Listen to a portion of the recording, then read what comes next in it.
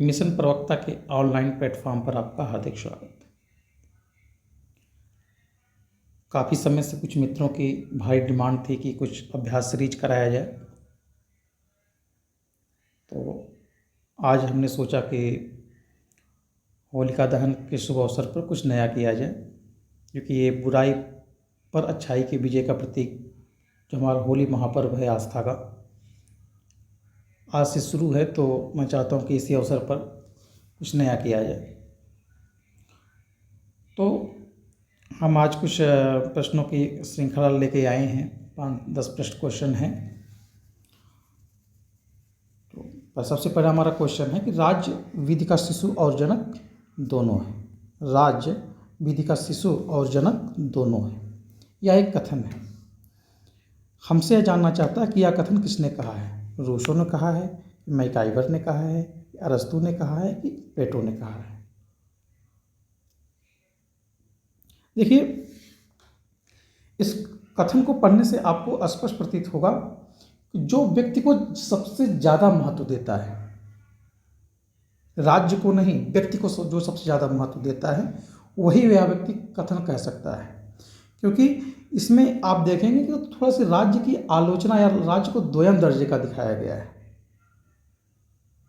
तो ऐसा व्यक्ति तो व्यक्तिवादी विचारधारा का व्यक्ति ही कहेगा। तो व्यक्तिवादी विचारधारा के व्यक्तियों में मैकाइवर एक ऐसा विचारक है जिसने कहा कि राज्य विधि का शिशु और जनक दोनों है। तो इसका सबसे राइट आंसर कौन उसका हो जाएगा? मैकाइवर हो जाएगा।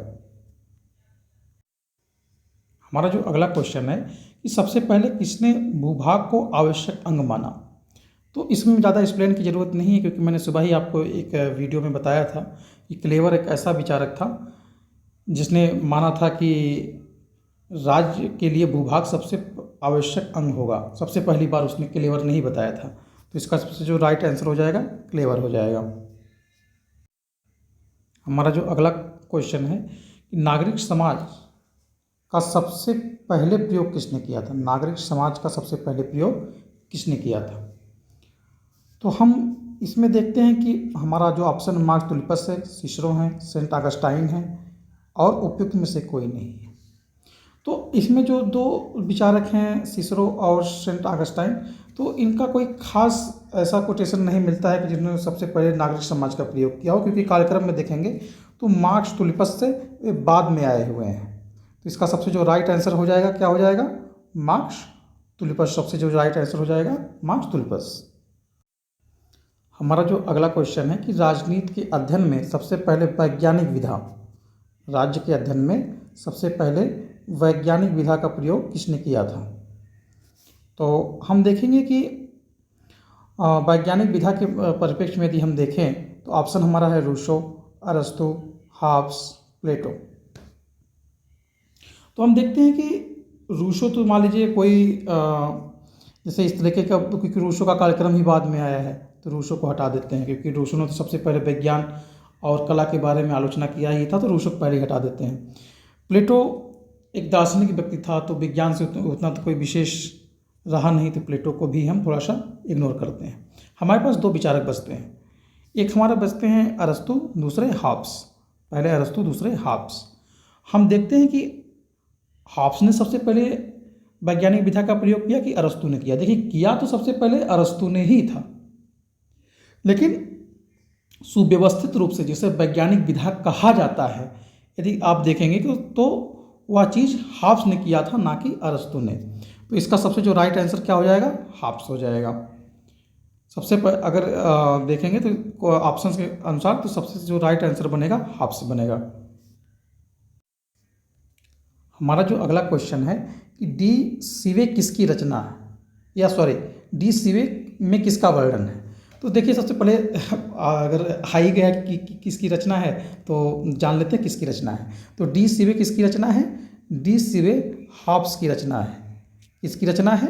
डी सिवे हॉब्स की रचना है। ठीक, लेकिन क्वेश्चन ए नहीं कह रहा है कि किसकी रचना है। क्वेश्चन हमसे ये कह रहा है कि डी सिवे में किसका वर्णन है। तो क्या विधि की व्याख्या का वर्णन है DCBA में, ये प्राकृतिक विवेचना का वर्णन है, ये संप्रभुता की परिभाषा है, ये उपयुक्त में से कोई नहीं है, ये उपयुक्त में से एक से अधिक है। थोड़ा बिहार मॉडल का क्वेश्चन है। तो हम देखेंगे इसमें कि DCBA में किसकी रचना है। संप्रभुता के बारे में बताया गया है, DCBA में संप्रभुता के बारे में बताया गया है। तो इसका आंसर जो राइट आंसर हो जाएगा, क्या हो जाएगा, संप्रभुता की परिभाषा। क्योंकि DCBA में ही हॉब्स ने बताया था कि संप्रभुता के बारे में थोड़ी बहुत जो चर्चा किया था DCBA में ही किया है। उसमें उसने जो बोदा के द्वारा जो लगाए गए नैतिक प्रतिबंध थे संप्रभुता पे, उसने उस चीज़ का खंडन किया है। इसका जो राइट आंसर हो जाएगा, क्या हो जाएगा, संप्रभुता की परिभाषा। हमारा अगला क्वेश्चन है कि लाक की रचना को किसने दो नाली बंदूक कहा है। यह भी एक कोटेशन है। लाक की रचना को किसने दो नाली बंदूक कहा है। हमारे जो ऑप्शंस हैं वो है वाहन, सीले, कैलोरीन, उपयुक्त में से कोई नहीं। तो इन ऑप्शनों में देखें तो वाहन थोड़ा सा आलोचना करता है सामाजिक समझौता सिद्धांत की, तो उसने कहता है कि लाक की जो रचना है वो दो नाली बंदूक है। इसका जो सबसे राइट आंसर हो जाएगा, क्या हो जाएगा, वाहन हो जाएगा। ठीक। हमारा अगला क्वेश्चन है कि हॉब्स कहाँ का निवासी था। ब्रिटेन का निवासी था, कि जिनेवा का निवासी था, कि जर्मनी का निवासी था, कि उपयुक्त में से कोई नहीं। देखिए, अगर हॉब्स के जीवन के बारे में अगर हमको कुछ भी नहीं आ रहा तो उसका हॉब्स का एक जो सबसे महत्वपूर्ण कोटेशन है कि मेरी माँ ने दो व्यक्ति को जन्म दिया, एक मैं, एक मेरा जुड़वा भाई भय है। क्योंकि जब वो पैदा हुआ था ना तो ब्रिटेन में गृह युद्ध की स्थिति थी, अगर वो कोटेशन आपको याद होगा तो मान लीजिए। तो हॉब्स कहाँ का निवासी हो गया, हॉब्स ब्रिटेन का निवासी हो गया, जिसका सबसे जो राइट आंसर हो जाएगा, क्या हो जाएगा, ब्रिटेन हो जाएगा। ठीक। हमारा अगला क्वेश्चन है कि बेंथम ने किस प्राकृतिक अधिकार की आलोचना के लिए कौन सा शब्द प्रयोग किया है। क्वेश्चन आई थिंक मेरे विचार से होना चाहिए था कि बेंथम ने प्राकृतिक अधिकार की आलोचना के लिए कौन सा शब्द प्रयोग किया है। थोड़ा सा मुझे लगता है टाइपिंग एरर है। तो आइए जानते हैं कि ऑप्शंस क्या क्या हैं। अलंकारिक बकवास, अनर्गल बकवास, धूर्तों की पोटली, उपयुक्त में से कोई नहीं, या उपयुक्त में से एक से अधिक। देखिए, प्राकृतिक अधिकार का जो राज्य की उत्पत्ति में जो प्राकृतिक अधिकार का सिद्धांत मिलता है आपको सामाजिक समझौता सिद्धांत में, उसमें जो सबसे महत्वपूर्ण चीज़ें थी प्राकृतिक अधिकार। क्योंकि हम अब देखते हैं कि सामाजिक समझौता सिद्धांत में कि तीनों जो विचारक हैं हॉब्स, लॉक और रूसो, वह एक अधिकार पर सबसे ज़्यादा जोर देते हैं, वह है प्राकृतिक अधिकार। लेकिन बेंथम जैसे कुछ विचारक थे जिन्होंने प्राकृतिक अधिकार की आलोचना किया था। तो क्वेश्चन हमसे ये जानना चाहता है कि जो बेंथम ने प्राकृतिक अधिकार की आलोचना किया है तो वह आलोचना करने के लिए कौन सा शब्द का प्रयोग किया है। तो वह आलोचना करने के लिए अलंकारिक बकवास शब्द का प्रयोग किया था। तो इसका जो राइट आंसर हो जाएगा, क्या हो जाएगा, अलंकारिक बकवास। हमारा जो अगला क्वेश्चन है कि उदारवाद अधिकार देता है। देखिए, उदारवाद कहिए या व्यक्तिवाद कहिए, एक ही चीज़ है, मतलब समानता मिलती जुलती है। तो इसलिए भी इसमें ज़्यादा दिमाग लगाने की ज़रूरत नहीं। जो व्यक्ति उदारवादी होगा, व्यक्तिवादी होगा, तो स्वाभाविक है ना तो राज्य को कुछ कहेगा, ना तो समुदाय के बारे में कुछ कहेगा। जब दोनों को नहीं कहेगा तो उपयुक्त में से एक से अधिक, उपयुक्त में से दोनों ऑप्शन का कोई विशेष मतलब रह नहीं जाता है। इसका सबसे जो राइट आंसर हो जाएगा, क्या हो जाएगा, नागरिकों को। यानी उदारवाद अधिकार किसको देता है, नागरिकों को देता है। हमारा जो अगला क्वेश्चन है कि श्रम के फल के सिद्धांत का प्रतिपादन किसने किया था।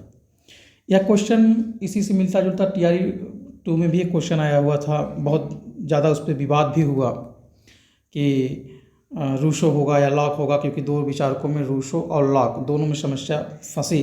क्योंकि रूसो का भी एक कोटेशन मिलता जुलता यही है कि जब कुछ जो सारे प्राकृतिक अधिकार में निवास कर रहे व्यक्तियों में से किसी एक ने जब एक भूमि के छोटे टुकड़े को घेरा होगा और कहा होगा कि यह टुकड़ा मेरा है, वहीं से राज्य की उत्पत्ति हुई है। और लॉक भी संपत्ति के अधिकार को बहुत ज़्यादा महत्व देता है और कहता भी है लॉक की राज्य की उत्पत्ति जो हुई है 3 चीज़ों के लिए हुई, जीवन, स्वतंत्रता और संपत्ति के अधिकारों की रक्षा के लिए ही हुई है, नहीं तो राज्य का कोई विशेष मतलब नहीं रहा है। तो देखते हैं कि राज्य के बारे में, संपत्ति के बारे में जब लॉक आगे भी कहता है कि प्राकृतिक अवस्था में जो संपत्ति व्याप्त है उसमें थोड़ा सा अगर हम अपना श्रम मिला देते हैं तो क्या हो जाती है, वो चीज़ आपकी हो जाती है, निजी हो जाती है। तो उसी के अनुसार इस क्वेश्चन का जो सबसे सटीक आंसर होगा वो होगा श्रम के फल के सिद्धांत का प्रतिपादन किसने किया था, तो लॉक ने किया था। इसका सबसे जो राइट आंसर क्या हो जाएगा, लॉक हो जाएगा। हमारा जो अगला क्वेश्चन है कि विकसित संविधान होते हैं, ऑप्शन हमारा कह रहा है प्राय अलिखित, प्राय लिखित, लिखित, उपयुक्त में से कोई नहीं, उपयुक्त में से एक से अधिक। तो हम देखते हैं कि विकसित जो संविधान होते हैं प्राय अलिखित ही होते हैं, क्योंकि वो लिखे नहीं जाते हैं, उस समय काल परिस्थितियों के अनुसार धीरे धीरे उसका विकास होता है। तो इसलिए इसका जो सबसे सटीक आंसर हो जाएगा वो क्या हो जाएगा, प्राय अलिखित जो है इसका सबसे सटीक आंसर हो जाएगा। हमारा अगला क्वेश्चन कहता है कि स्थानीय शासन में होता है, क्या होता है भाई, देखते हैं। अधिक अपव्यय होता है, कम अपव्यय होता है, कोई खर्च नहीं होता है, उपयुक्त में से एक से अधिक, उपयुक्त में से कोई नहीं। मान लीजिए दो ऑप्शन हमारे परमानेंट ऑप्शन, इसको थोड़ा सा देखते हैं। देखिए भाई, अब अधिक अपव्यय होता है, अपव्यय मतलब खर्च, कि कम खर्च होता है, कि कोई खर्च नहीं होता। ऐसी तो कोई बात ही नहीं होगी कि कोई खर्च ना होता हो, क्योंकि अगर शासन आप चला रहे हैं तो कुछ ना कुछ तो खर्च होगा। यानी ये ऑप्शन खत्म हो गया, ये ऑप्शन खत्म हो गया, लेकिन प्रायोरिटी उपयुक्त में से कोई नहीं, दो ऑप्शन की प्रायोरिटी हमारी खत्म सी हो गई। लेकिन अभी जो है तीन ऑप्शंस की प्रायोरिटी है, अधिक अपव्यय, कम अपव्यय और उपयुक्त में से एक से अधिक। हम देखते हैं कि कम अपव्यय तो होगा नहीं, क्योंकि आज महंगाई का दौर है भाई, तो कहाँ कम अपव्यय होगा, तो मतलब ये भी एक ऑप्शन क्या हो गया, खत्म सा हो गया। अब हम देखते हैं कि हमारा एक ही ऑप्शन बचता है, कौन सा, अधिक अपव्यय। देखिए स्थानीय शासन में क्या होता है, अधिक अपव्यय होता है, ज़्यादा खर्च होता है, क्योंकि लोकल गवर्नमेंट से। अब मैं कोई टिप्पणी नहीं करना चाहता, लेकिन जो सबसे सटीक आंसर है अधिक अपव्यय ही होगा। हमारा जो अगला क्वेश्चन है कि नौकरशाही शब्द किससे बना है। अगला हमारा क्वेश्चन है नौकरशाही शब्द किससे बना है। तो नौकरशाही शब्द देखिए, ऑप्शन हमारा है ब्यूरोक्रेसी है, डोवर कोई शब्द है, ब्यूरो है, उपयुक्त में से एक से अधिक, उपयुक्त में से कोई नहीं। तो हम देखते हैं कि ब्यूरोक्रेसी शब्द किससे बना है, सॉरी उत्तर ही हमने बता दिया आपको कि नौकरशाही शब्द किससे बना है, ब्यूरोक्रेसी से ही बना हुआ है। तो इसका जो सबसे सटीक आंसर हो जाएगा, क्या हो जाएगा, ब्यूरोक्रेसी हो जाएगी। हमारा अगला क्वेश्चन है कि राज्यसभा प्रतिनिधित्व करती है। अगला हमारा क्वेश्चन है कि राज्यसभा प्रतिनिधित्व करती है, किसका प्रतिनिधित्व करती है, मतलब राज्यसभा किसको रिप्रेजेंट करती है। राज्यसभा राज्यों को रिप्रेजेंट करती है, कि जनता को रिप्रेजेंट करती है, कि सरकार को रिप्रेजेंट करती है, कि एक से अधिक, की उपयुक्त में से कोई नहीं। हम देखते हैं कि जो है जनता का प्रतिनिधित्व कौन करता है, लोकसभा करती है। कौन करता है, लोकसभा करती है। सरकार का कोई सरकार अपना स्वयं प्रतिनिधित्व करती है, मुख्यमंत्री या प्रधानमंत्री जो भी होंगे, ठीक है।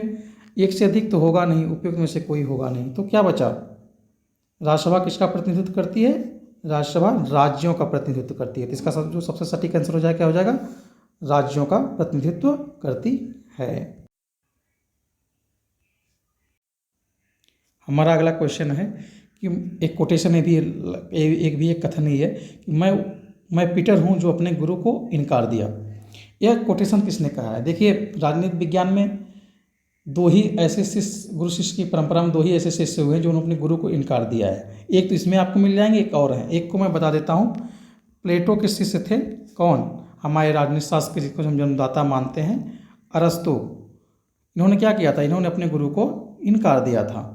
अब देखें इसमें कौन है जो अपने गुरु को इनकारा है, मिल ने इनकारा है, कि हीगल ने इनकारा है, कि बेंथम ने इनकारा है, कि लास्की ने इनकारा है। देखिए बेंथम और मिल दोनों गुरु शिष्य थे, बेंथम गुरु थे और मिल उनके शिष्य थे। काफ़ी मुद्दों पे मिल के विचार बेंथम से अलग होते हुए, तो इसी कारण मिल ने कहा था कि मैं एक ऐसा पीटर हूँ जिसने अपने गुरु को इनकार दिया। तो इसका जो सबसे सटीक आंसर होगा, क्या हो गया, जेएस मिल हो गए।